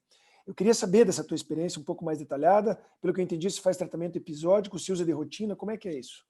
Bom, Paulo, obrigado pela pergunta. Até eu vejo assim, né, Paulo? Eu acho que um pouco da doença de Crohn, e aí é uma coisa que você pode até comentar mais do que eu, né? Eu acho que tem fatores locais, né, genéticos, NOD1, NOD2, tem fatores genéticos do intestino que predispõem também à doença de Crohn. Então, se você tem que ter muito azar, talvez, para o doador ser um cara que tinha talvez uma mutação que ele vá desenvolver a doença de Crohn, que eu até hoje, graças a Deus, não vi. Né? Então, naquele momento, eu acho que você está introduzindo um órgão que vem com a mucosa preservada, então é um órgão que está intacto em termos de reação inflamatória particular da doença de Crohn. O que eu acho? Quando eu vejo, ouvi, né, esses papers acabam não saindo mais. Eu acho que existe uma confusão muito grande, porque o pessoal acaba lendo uma rejeição aguda como só porque o doente, às vezes o patologista vê lá, história de doença de Crohn, transplante intestinal, recorrência de doença de Crohn.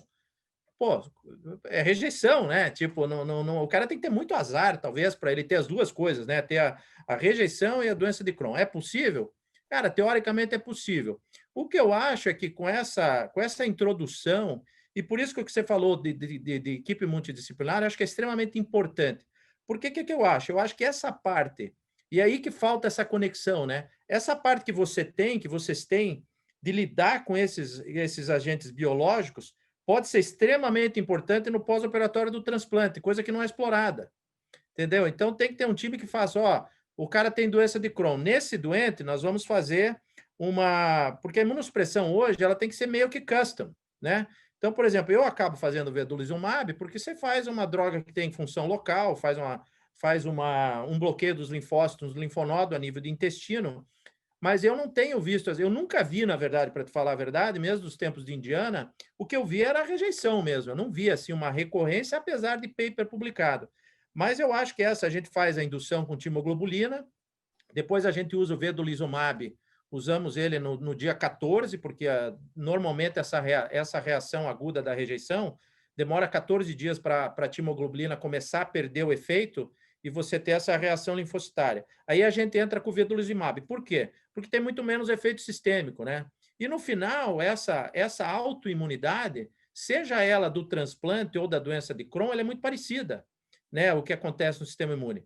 E a gente tem tido um resultado fantástico. Depois que a gente conversou, eu já usava outras drogas com bons efeitos, mas o que o vedolizumab trouxe foi uma diminuição dos efeitos colaterais. Tanto que a minha gastro, a Jennifer, ela trata de Crohn e trata de reabilitação intestinal em adolescentes, e hoje a gente discute a manutenção da imunossupressão juntos.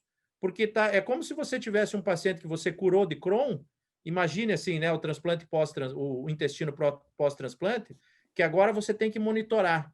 Então, acho que a gente tem muito para trabalhar junto ainda usando esse tipo de droga no intestino. Você sabe que eu já vou dar a palavra para o Antônio Carlos, mas tem um cara aqui que você conhece bem, que foi teu chefe, o Paulo César Andrigueto, que ele mandou uma pergunta aqui, que diz o seguinte: se você vê algum papel de transplante de intestino delgado com doador vivo? E essa é a única pergunta que eu vou fazer, depois eu vou deixar o Antônio Carlos fazer todas as coisas. Olha, eu não vejo, eu vou te dizer por que eu não vejo. A não ser que você esteja num país onde não exista doadores, eu não vejo. Porque você pega, por exemplo, Estados Unidos. Estados Unidos, ano passado, fez 8.000 transplantes de fígado. Você vai ter que dizer para mim que desses 8.000 transplantes não tinha 2 ou 3, ou seja, tem 200 pacientes nos Estados Unidos listados para intestino.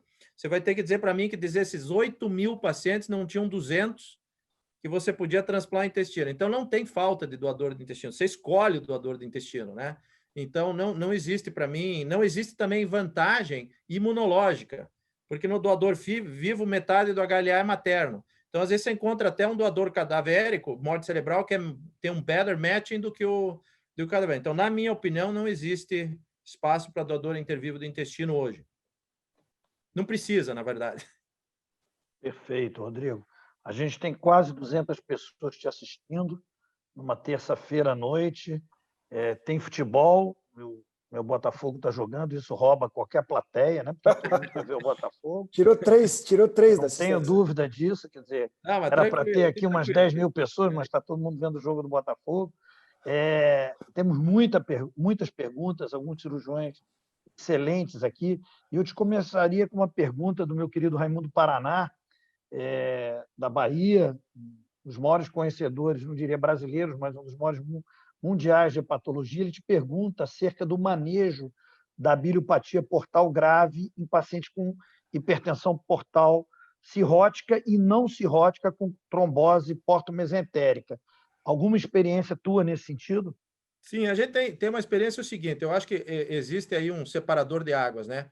Alguns pacientes desenvolvem essa degeneração cavernomatosa da porta e alguns deles fazem uma atrofia hepática importante. Vocês devem lembrar que você começa a ver aquele fígado vai diminuindo tamanho, diminuindo tamanho. No Brasil, acho que ainda deve ter até esquistossomose, né? Que a gente não vê aqui com aquela trombose portal.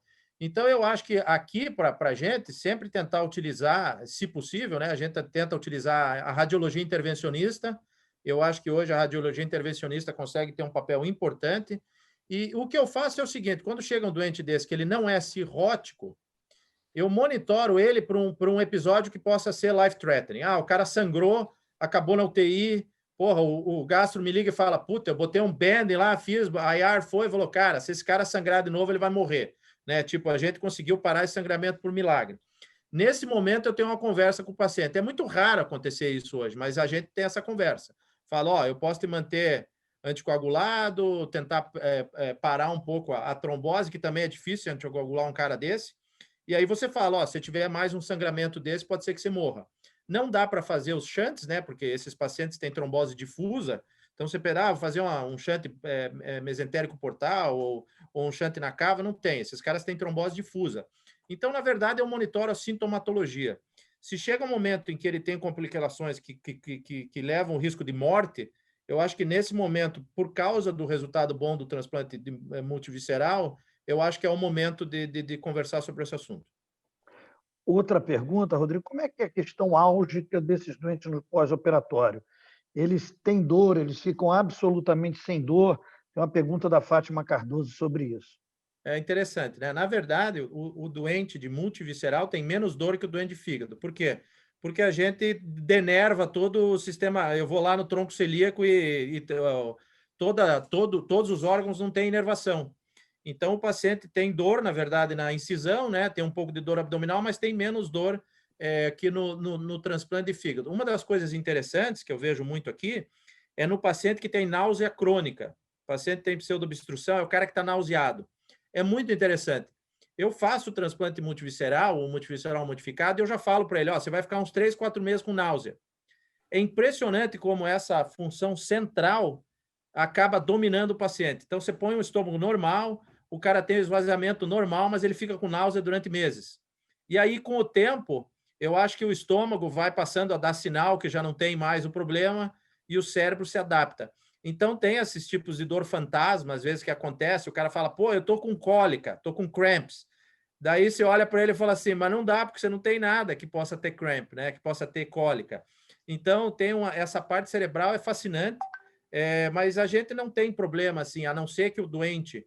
Lembre-se que muitos desses doentes, a gente tem que fazer um programa até de retirar a medicação. Eles são basicamente viciados em morfina, né? Porque essas doenças causam... Vocês devem ver muito aí, né? O doente que vem já com níveis altíssimos. Então, eu ponho eles num programa, eu falo para ele, ó, você vai sofrer 1 mês ou 2, mas se eu te transplantar com esse nível de morfina, quando eu boto os órgãos do doador, eles não estão acostumados com esse nível de morfina. O que acontece? Faz uma paralisação do trato gastrointestinal.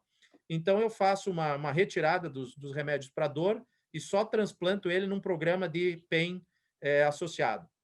E, Rodrigo, indo mesmo nessa linha, o Lacerda Filho, que é nosso cirurgião lá de BH, ele pergunta para você sobre essa questão da função intestinal, da pandismotilidade, né? Uma vez o intestino transplantado ele é desnervado, a função moral mantém essa função, porque ele ficou realmente surpreso com essa questão. Sim. Você tem que lembrar que o intestino tem os plexos, né, de Alsner e Meyerbeck, né? Então tem a sua motilidade própria. Então o que acontece é que você tem no começo, você tem hiperperistaltismo. Então quando você reperfunde o órgão, você vê um transplante de intestino, é muito bacana. Quando você põe, dali meia hora o intestino está super hiperativo. E aí com o tempo, essa motilidade começa a voltar ao normal. Então, por exemplo, nos doentes que a gente acaba transplantando o cólon, o que acontecia antes é que esses doentes, às vezes, tinham 3, quando você transplantava só o delgado, esse cara tinha 3, 4 evacuações por dia. Hoje, com o transplante de intestino grosso, de cólon, ele tem é normal, né, na verdade. Então, o intestino, com o seu próprio plexo, se adapta e acaba tendo uma função de motilidade normal. Tem uma pergunta interessante aqui, Rodrigo, que eu também fiquei uma curiosidade. Qual é o tempo dessa cirurgia multivisceral? Quer dizer, quanto tempo você fica no centro cirúrgico e qual é o teu momento de entrada? Quer dizer, você participa da orquestra inteira, quer dizer, do início ao final, você tem um momento de entrada e qual é o tempo dessa cirurgia? Eu quando comecei, né, era um negócio, eu acho que até porque eu acabei me dedicando porque é uma coisa que ninguém queria, né? Então não é que tinha, se eu tivesse que disputar com muita gente, provavelmente eu não ia conseguir, mas como ninguém queria, eu acabei entrando num campo que não tinha ninguém. Mas no começo demorava 24 horas essa cirurgia, né? Então em Miami a gente ficava 24 horas, saía do campo cirúrgico, parecia que tinha sido atropelada por um caminhão, né? E hoje eu consigo fazer a cirurgia em 8, 9 horas, 10 horas às vezes. Transplante de intestino isolado, que era uma cirurgia de 12, 14 horas, não pelo fato de você colocar o intestino. O difícil de todas essas cirurgias é a ressecção dos órgãos. É aí que o doente morre, porque eles têm uma cavidade congelada. Então, o que acontece é o seguinte, a hora que o cara vai indo, tirando, começa a sangrar, sangra daqui, sangra dali. Quando você olha, está sangrando tudo, né? Está sangrando tudo e o cara não consegue tirar os órgãos. Então, o doente morre sangrando. Então, foi isso que a gente acabou desenvolvendo técnicas diferentes para os diversos tipos de transplante. E hoje em dia, um multivisceral demora em média 8 a 10 horas e o intestino transplante, o isolado, demora umas 5 horas, mais ou menos. Deixa eu ter uma outra questão. Dependendo do transplante, se for uma trombose portomesentérica, eu acabo vindo do começo, porque é o tipo da cirurgia que, se você perder o bonde no começo, você não consegue mais pegar. Agora, quando é um isolado e tal, às vezes outros cirurgiões da minha equipe vão retirando, começam a fazer todo o descolamento do intestino, e aí eu entro em campo. Tem uma pergunta muito interessante aqui da Adriana. Ela diz o seguinte, que ela tem uma paciente com uma provável aganglenose total de delgado. Está aguardando uma biópsia de jejum para ver, mas uma provável aganglionose com uma desnutrição proteico-calórica importante, extensão abdominal recorrente. Ela está internada em NPT e com indicação de transplante multivisceral. Ela te pergunta como é que ela pode ajudar nesse paciente. Quer dizer, uma vez que nós não temos isso no Brasil, qual é o caminho via Brasil, Jackson Memorial, nesses casos? Até difícil eu falar isso, né? Porque acho que tem alguns lugares que estão começando a fazer no Brasil, como você citou, a própria USP e tal. Incipiente. Óbvio que esse paciente, nesse caso, é muito difícil. A ganglionose total é quase que sinônimo de transplante, né? Eu acho difícil você ver uma criança dessa, vive um tempo, né, com a nutrição parenteral, mas é difícil você enxergar uma criança dessa chegando na idade adulta, né? Então, óbvio que você tem um tempo para ganhar. Infelizmente, hoje, o que acontece é que as pessoas acabam entrando com mandados para vir para cá por via judicial. Eu sempre falo para todo mundo que, para mim, faz diferença zero, né? Você sabe que médico nos Estados Unidos é assalariado, né? Então, todo mundo, às vezes, acha, pô, o cara gastou 2 milhões para ir para os Estados Unidos. Eu recebo zero, né? De 2 milhões. Então, não tenho participação nenhuma porque eu sou professor da universidade. E acho também que o Brasil tem que desenvolver isso, porque, no final das contas, é muito caro, né, para você gastar com todos os pacientes. São milhões de dólares para vir para os Estados Unidos.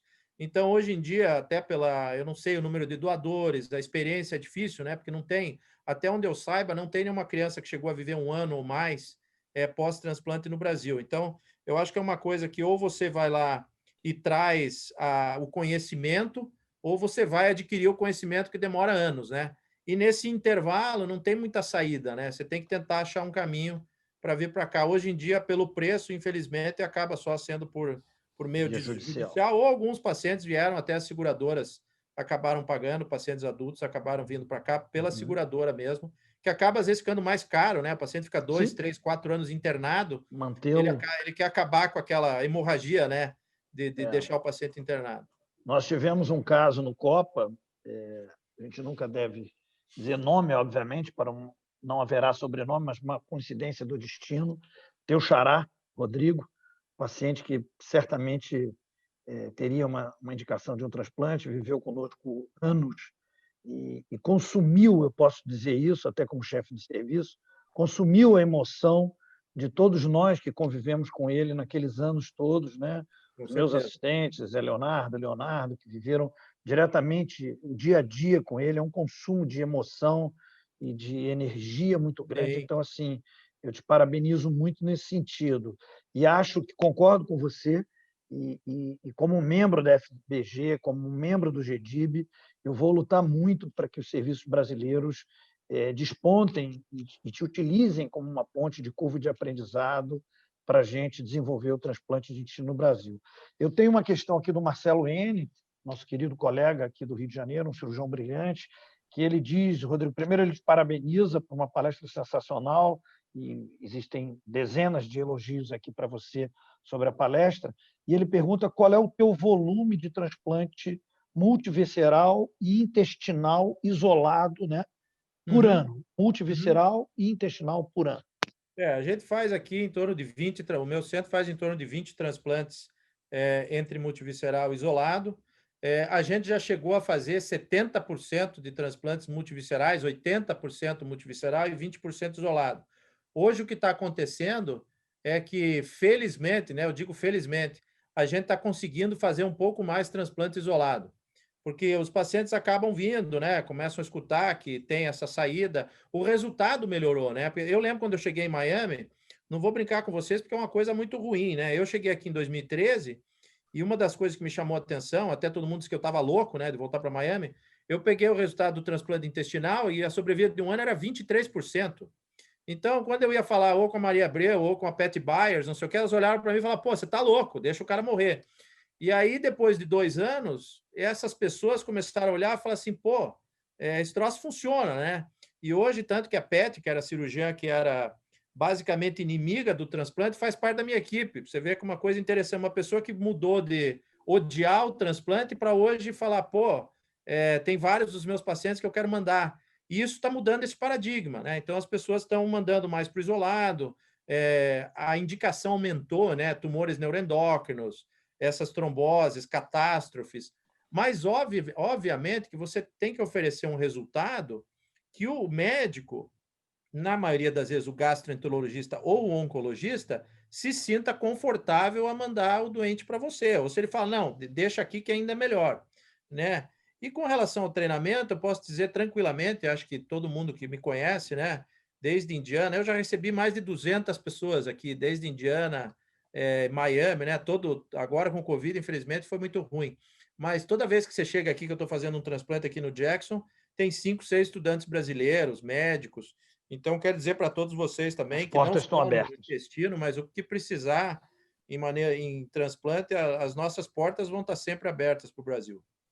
Eu tenho uma pergunta aqui, Paulo, já te passo a palavra, eu ia te pedir para você selecionar algumas perguntas também e perguntar, mas essa eu vou fazer questão de perguntar, porque é do meu queridíssimo mestre e amigo Heitor Ciffer de Souza, Rodrigo, que é um colega nosso aqui da UFRJ, um pesquisador brilhante, trabalhou diretamente com Cláudio Fiocchi em Cleveland, é uma das mentes mais brilhantes que a gente tem aqui no Brasil, um pesquisador nato, e ele te pergunta a questão da rejeição, quer dizer, a preocupação que os clínicos têm com a questão da rejeição.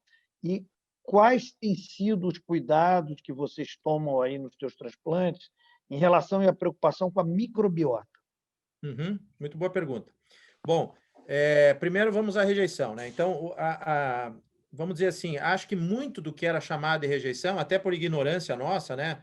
Eu me lembro, durante muitos anos, a gente fazia endoscopia do doente se tinha qualquer achatamento da velocidade, se estava vermelho, rejeição, vamos tratar.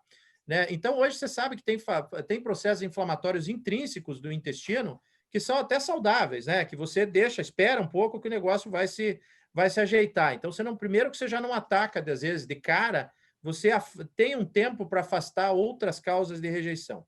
Outra, o multivisceral, na verdade, rejeita pouco. Né? O fígado funciona como um órgão de proteção. Então, sempre que você transplanta outros órgãos com o fígado funciona como um siphon, né? Então, ele faz essa destruição dos linfócitos e tem menos rejeição. Rejeição grave em transplante multivisceral hoje, e entenda-se por grave, a gente consegue tratar até 70% das rejeições graves. É menos de 10% no multivisceral. Então, é uma coisa rara. Você pegar um transplante multivisceral e falar, puta, o cara vai perder o multivisceral. É raro. Acontece? Acontece, mas é raro. No transplante de intestino isolado, a gente vê 30%, 25%, 30% de rejeição. Mas o que acontece? Como a nossa medicina, vamos dizer, a gente monitora a citrulina, faz endoscopia de vez em... Então, você conseguiu avançar, o cara que lê a biópsia consegue te dar uma leitura melhor. Então, a gente consegue já parar essa rejeição quando ela é leve.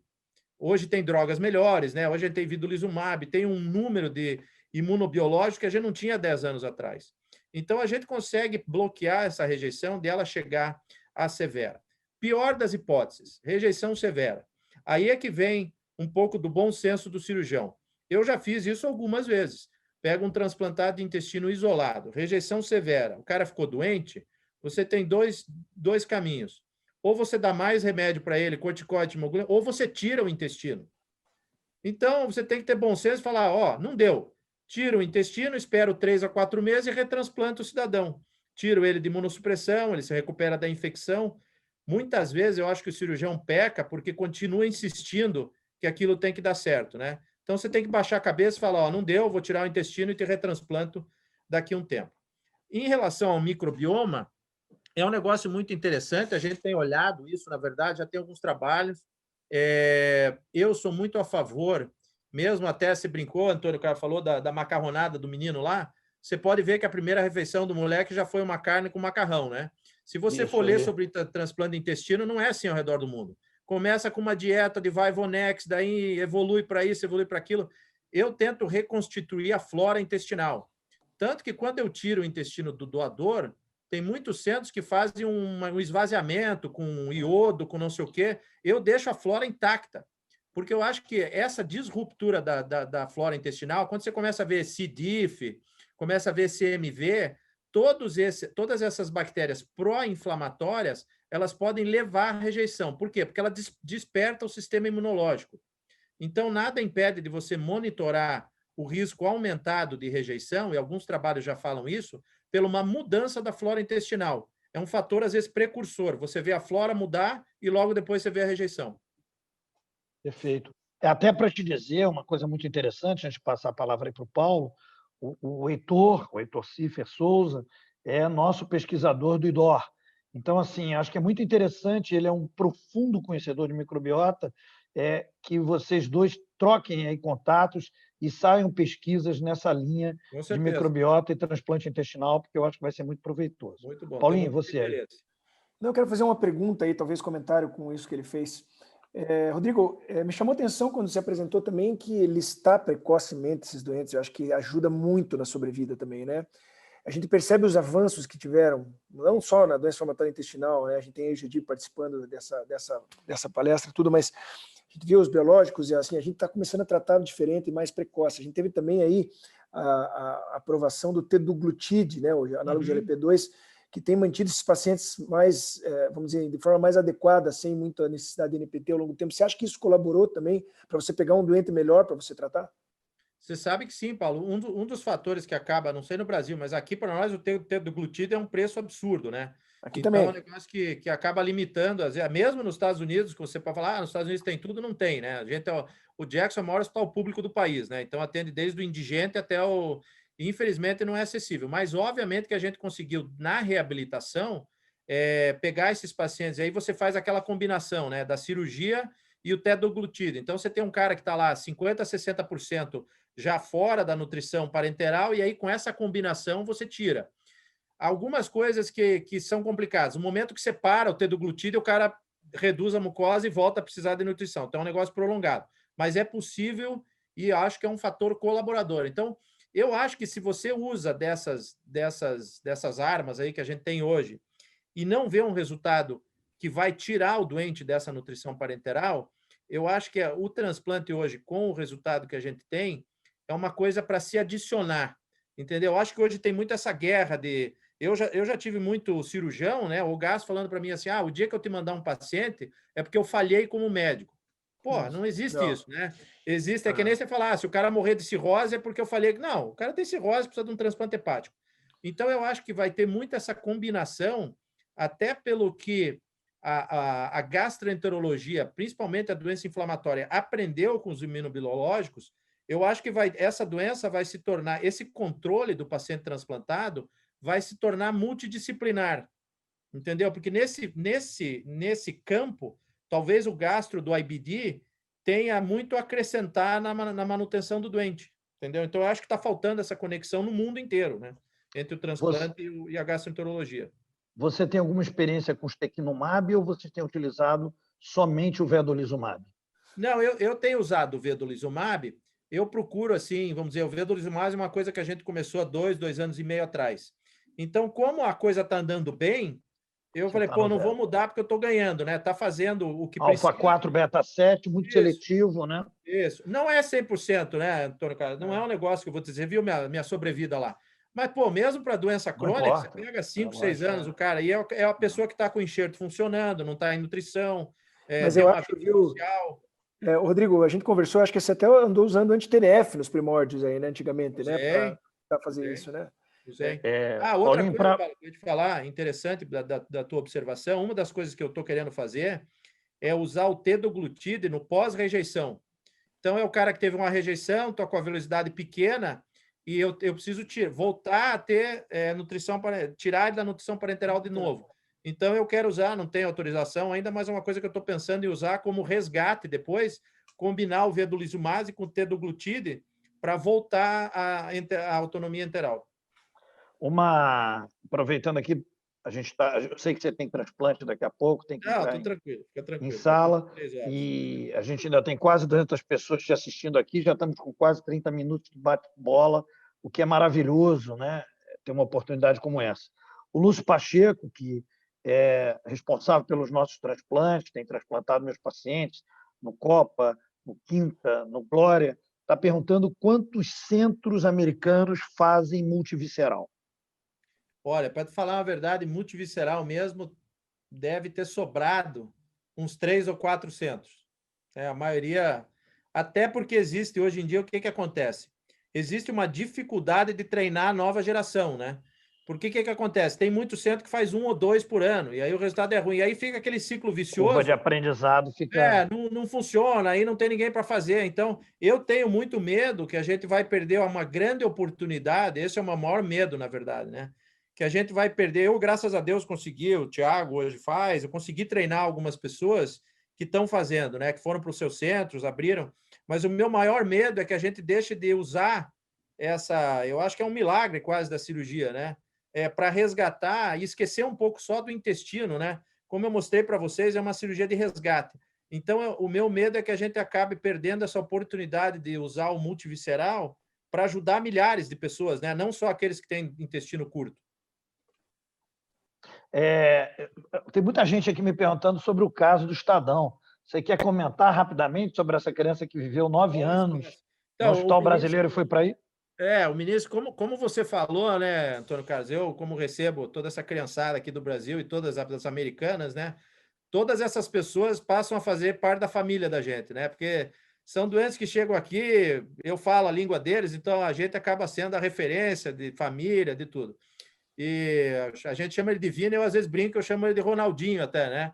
Ele chegou aqui, o cabelo cresceu, a voz engrossou, e ele, obviamente, ficou internado 8 anos no Brasil, né? Vocês podem imaginar uma família simples, né? O que é uma pessoa ficar internada 8 anos, passou pela escola, dentro do hospital, e obviamente que tem que se dar o mérito ao Hospital do Brasil que manteve esse menino vivo por 8 anos. Não é fácil. Então, não tem nada de... no Brasil não é, porque não tem mesmo. Não é que não fizeram.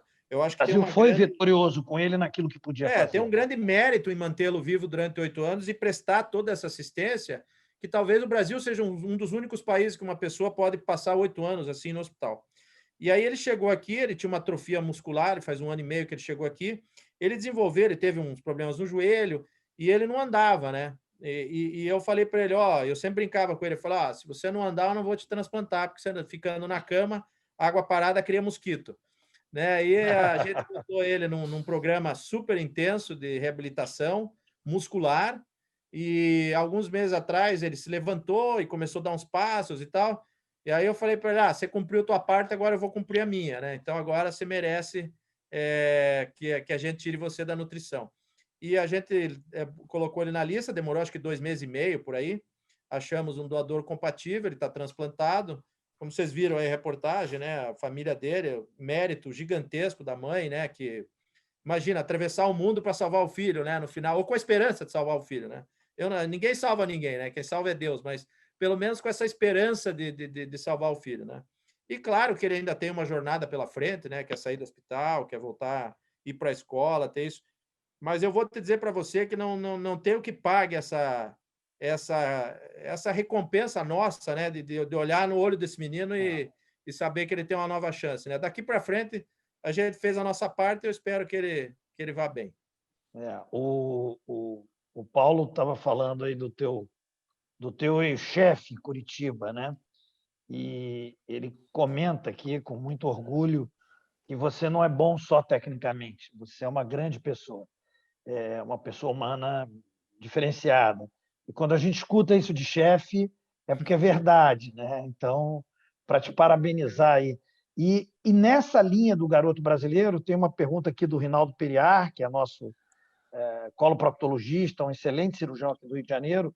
Ele pergunta quais são as pré-condições necessárias para que o doador seja considerado adequado. Veja, quanto mais você progride nessa especialidade, né? Então, quando há 20 anos atrás, quando a gente ia num doador, então, se tudo não fosse absolutamente perfeito, a gente não usava o intestino, né? Porque a gente achava, o intestino... Hoje, eu entendo que o intestino é mais resistente do que a gente acredita. Então, por exemplo, não se usava o intestino se o doador tivesse em droga vasoativa, se não tivesse peristaltismo, se não tivesse... Então, hoje, como a gente tem muita experiência, o cirurgião vai lá, vê a vascularização, vê a coloração da mucosa, vê o peristaltismo. Então, você não descarta esse órgão simplesmente porque o doador está em droga. Você vai lá olhar. né? E aí é uma questão, é até difícil de colocar assim, eu quase não excluo nada, né? Se o doador for doador de fígado, for doador de pâncreas, for doador de rim, eu vou olhar o intestino. E às vezes, não, infelizmente, não dá para usar, mas eu acho que a nossa experiência nos dá esse luxo, às vezes, de puxar um pouco mais e usar um doador que talvez não seja utilizado em outros locais. Paulinho, alguma questão específica? Se um cara que nem eu, 20 anos de formado, cirurgião relativamente experiente com algumas coisas ou com outras, quiser começar a fazer, entrar nesse barco. Obviamente que eu penso que talvez começar na retirada, começar a se habituar, né, no transplante, e começar a entender um pouco melhor essas coisas. Mas assim, quanto tempo você acha que você conseguiria preparar um centro hoje no Brasil para que capacitar pessoas para começar a tentar isso com um resultado melhor? Enfermagem, nutrição, Claro, fisioterapia, né? claro, Porque a claro. gente não pode Lógico, lógico. esquecer da enfermagem Não, eu estou dizendo assim, o que cirurgião deve é te apoiar fantasticamente. a estrutura é o que vem atrás. Exato. Bom, Paulo, você, veja, eu acho que tecnicamente tem vários níveis de transplante, né? Que você viu ali, desde um isolado, onde o cara está com o intestino curto, até uma trombose porto-mesentérica com o abdômen congelado. Então, você falar para mim, pô, quanto tempo demora? Eu ainda, às vezes, quando chego no centro cirúrgico, me dá vontade de ir para casa, né? Falar, pô, esse troço aqui não vai dar. Então, quer dizer, eu acho que é um aprendizado eterno, cara, de coisa. Faz 20 anos que eu faço isso e toda vez eu tenho medo quando eu entro no centro cirúrgico, eu não vou terminar aquela cirurgia. Então, eu acho que é uma coisa multidisciplinar, até como você mesmo falou, né? Eu considero, Paulo, que a cirurgia é 20% disso tudo, né? 80% está num time muito bem montado, que vai, por exemplo, hoje eu tenho um time de gastro e nutrição que me prepara o paciente para o transplante. Então, se o cara chega todo detonado, desnutrido, pô, eles fazem uma recuperação nutricional para eu ter uma seleção melhor. No pós-operatório, assistente social, nutricionista, dietitian, farmacêutico, entendeu? Claro que a gente comanda o negócio, porque eu comecei do zero, então eu ainda sei tudo isso. Mas para você dizer assim, acho que tem que importar algumas partes do programa, as pessoas têm que vir, e como você sabe, isso não é uma coisa que você aprende uma semana ou um mês, né? Até porque é um procedimento raro, né? Então, você fala assim, eu vou fazer 20 por ano, eu acho que o cara tem que ficar uns 2 anos e meio, para ele entender não só a cirurgia, porque não é assim, o cara fez e outra. Quando você faz muito uma coisa, às vezes pode dar a falsa impressão que é um pouco mais fácil do que é, né? Porque às vezes a gente fez tanto, que às vezes eu faço um transplante de fígado lá em 2 horas, e falo, porra, é fácil. Não é, porque a gente já fez muito. Então, eu acho que demora alguns anos, mas acho que é fundamental, além disso, ter o resto do pessoal preparado também, né? Que passe tempo e entenda todo esse pós-operatório, porque a grande diferença está aí, né? Você fazer, quase que não dá para se aceitar complicação cirúrgica no multivisceral, porque já é difícil sem complicação. Se você tiver fístula, trombose, aí esquece, aí o cara vai morrer, né? Então, acho que no mínimo uns 2 anos, no máximo o resto da vida, né? Porque eu ainda estou aprendendo todo dia. Perfeito. Rodrigo, são 9h30 da noite aqui no Brasil. Não sei qual é a diferença agora para Miami, se é 1 hora ou 7h30, 2. 2 horas. 8h30 aí, então estamos com 1 hora de 7h30. diferença. 7h30. Nós começamos às 8h. Eu queria parabenizar a Federação Brasileira de Gastroenterologia, parabenizar o GDIB e parabenizar o IDOR. As 3 entidades estiveram juntas aí nesse evento. Trazer você, que sem dúvida nenhuma a gente tem já conversado há algum tempo, e cada dia me surpreende mais como pessoa, e te ver hoje aqui nesse vídeo, nessa videochamada, me encheu de orgulho realmente. E para um cara como eu, já sexagenário, e que tivesse que fazer vestibular, faria de novo hoje para medicina, te assistir hoje me deu muito orgulho da profissão que eu tenho. Eu me considero um cirurgião frustrado, porque não tenho habilidade manual, e eu vou te fazer uma última pergunta que vem de um colega que eu gosto muito, que é o Gregório Feldman, a quem eu tenho muito carinho. Qual foi o impacto, usando o momento atual, qual foi o impacto da Covid nesse teu período aí de transplante? O que foi efetivamente afetado? Interessante. Sabe que teve um momento que foi muito difícil, né? Porque aqui eu estou falando em intestino hoje, mas aqui eu acabo coordenando todos os transplantes, né? Desde coração até rim pediátrico, tá tudo. Eu acabo sendo a resposta final. E quando começou a Covid, a gente, como o maior centro de transplante dos Estados Unidos, a chefe da infectologia entrou na minha sala e falou: você tem que botar o programa on hold, tem que parar de fazer transplante que vai morrer todo mundo. Porra, eu te juro que eu não dormi aquela noite, cara. Eu cheguei em casa e falei: porra, mas como é que eu vou parar, né? Porque tem gente morrendo na lista. E aí, pô, eu não tinha dados em nenhum lugar do mundo para dizer que o transplantado ia morrer, a gente não sabia nada, né? Mas eu pensei, falei, pô, esses caras com cirrose, cara em diálise, não é possível que esses caras vão ter uma chance de morrer menor do que o cara que eu resolvi a doença crônica. Então, na verdade, foi um consenso. Eu falei com a diretoria do hospital, falei, ó, eu não sei o que vai acontecer, eu vou segurar o intervivo, porque é uma cirurgia eletiva, basicamente, intervivo renal, mas o resto eu não vou segurar. Vamos isolar, botar em outra ala do hospital e vamos partir, porque senão eu acho que as pessoas vão morrer. E, pô, tenho a grata satisfação de dizer que nós fizemos até mais transplante que ano passado, já fizemos até agora quase 700 transplantes. Tivemos, no transplante de rim, tivemos 2 mortalidades por Covid, e mais tinha uma infecção fúngica e outra era um doente crônico. Mas fizemos 400 transplantes de rim, né? Não tivemos nenhuma mortalidade no fígado e aprendemos, assim, enormemente como cuidar desses pacientes, né? Desde plasmaferese, corticoide, a toda a discussão da cloroquina. Anticoagulação. Anticoagulação, eu passei por toda essa discussão de saber o que ia acontecer. E hoje a gente sabe que o doente crônico tem mais chance de morrer do que o pós-transplante, né? Porque você resolve o problema da cronicidade. Então, foi um momento difícil. Os Estados Unidos foi afetado principalmente nos meses de março e abril, mas em junho, julho, o movimento de transplante começou a voltar ao normal. O que a gente vê hoje é que muitos doadores, às vezes, testam positivo para Covid, aí você não pode fazer o transplante. Mas, hoje em dia, a tendência é você não segurar o transplante por medo de Covid. Paulo, você quer concluir? Apenas agradecer a oportunidade ao IDOR, ao GDIB, à FBG e saudar o Rodrigo aí, com toda a referência no baluarte da medicina curitibana aí. Parabéns, Rodrigo.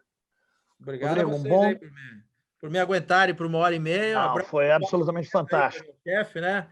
Ele vai lembrar, eu só vou falar um nome para ele que ele vai lembrar, Rodrigo Bonato, que é um cara que passou anos com a gente internado lá, que foi uma das razões que eu fui fazer transplante de intestino. Era um guri de 17 anos que levou um tiro, que não tinha nada a ver com a história, mas levou um tiro. E ele ficou internado, Nossa Senhora, lá, Paulo, ficou uns 2 anos internado. E o Paulo operou ele acho que umas 20 vezes. E naquela época a gente, infelizmente, viu ele morrer no final. E foi um negócio que até hoje eu lembro desse menino e talvez tenha sido uma das razões aí que eu fui fazer transplante de intestino. Mas obrigado por esse tempo aí que vocês passaram escutando essas coisas aí. Muito prazer falar com todo mundo.